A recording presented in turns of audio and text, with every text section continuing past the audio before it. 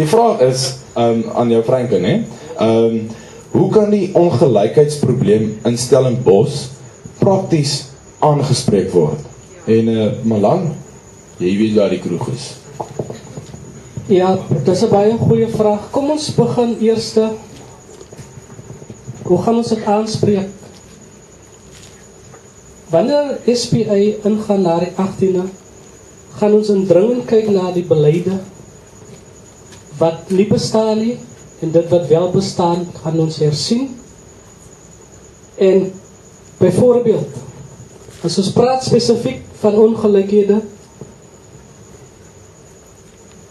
die feit is natuurlik namens SPA, as dit kom by besigheidsgeleenthede, en ek praat met die oogpunt van 'n entrepreneur, speel ons mense tweede viool in hierdie dorp.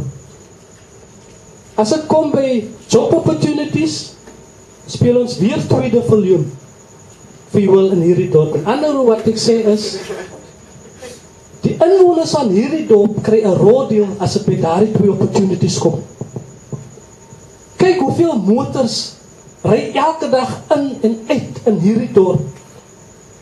Dan het ons mense wat unemployed is, dan het ons mense wat by die strate staan, by die verkeersligte. Hier's multimiljoen ontwikkelings currently going in this town. Where is the laborers coming from?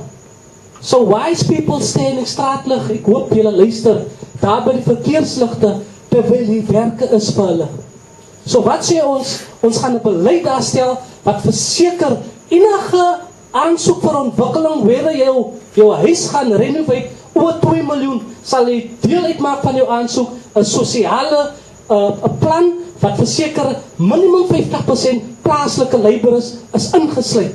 Minimum 50% plaaslike skills en semi-skilled sal jou huis help bou. Anders keer ons dit nie goed nie, want jy kom na ons instituut om 'n handtekening te maak. En dis simpel realistiese voorbeelde wat ek kan noem. Kom ons gaan byvoorbeeld.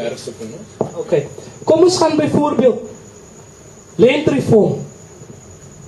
Meer as 3000 hektaar lê hier in Stellenbosch vakant. Nie die ANC nie die DA, is vanaf 2005 na hulle amper R1 miljoen gespandeer het vir surveys en opnames, is bereid om hulle hand aan die dokumente vat waaraan hulle aanbevelings gemaak was nie. Vanaf 2000, so 6 jaar ignoreer hulle, en dit gaan vir ons 'n prioriteit wees, want met grond, no hope en no dignity, en Spa gaan die restore. Baie dankie.